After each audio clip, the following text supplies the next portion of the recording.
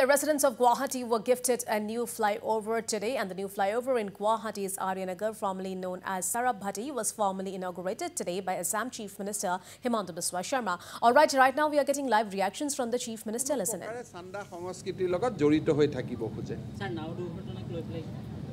দুখদায়ক ঘটনা আৰু মই বিষয়াজনৰ নিৰুদ্দেশ হৈ আছে ভগৱানৰ ওচৰত কামনা কৰিম যাতে আমি তেওঁক সুস্থ শৰীৰে উভতাই পাওঁ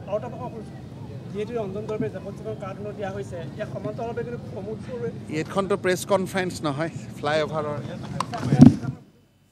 All right, the new flyover at Aryanagar has been built at a project cost of rupees 149 crore, and this comes on the eve of Mahashashti and is Chief Minister Sharma's gift to the people of Guwahati ahead of the Durga Puja.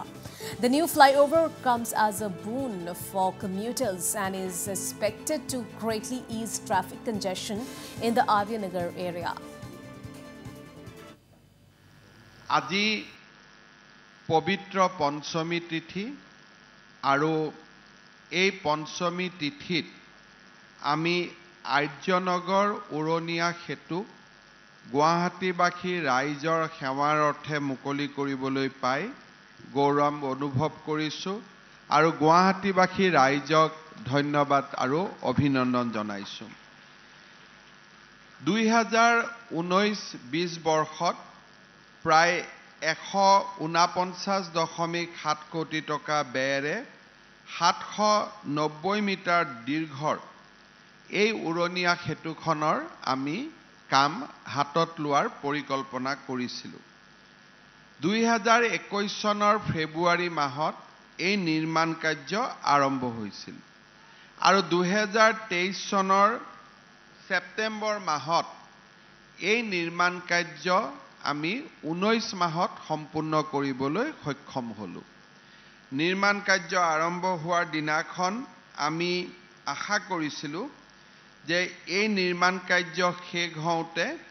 প্ৰায় 30 মাহ লাগিব কিন্তু 19 মাহতে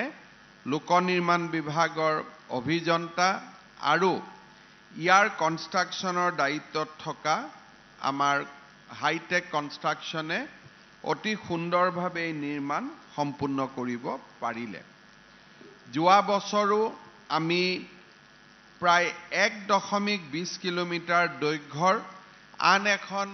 উৰণীয়া সেতু গণেশগুৰিৰ সুপাৰমাৰ্কেটৰ ওপৰত উদ্বোধন কৰিছিলোঁ আৰু সেই উৰণীয়া সেতু আমি নিৰ্মাণ কাৰ্য নিৰ্ধাৰিত সময়ৰ আগতে শেষ কৰিবলৈ সক্ষম হৈছিলোঁ গুৱাহাটী মহানগৰীত এতিয়া আৰু দুখন উৰণীয়া সেতু নিৰ্মাণৰ কাম চলি আছে সন্মানীয় বিধায়ক সিদ্ধাৰ্থ ভট্টাচাৰ্য ডাঙৰীয়াই উল্লেখ কৰিছে মালিগাঁও যিখন ফ্লাইঅভাৰ প্ৰায় 4 কিলোমিটাৰ দৈৰ্ঘ্যৰ উৰণীয়া সেতু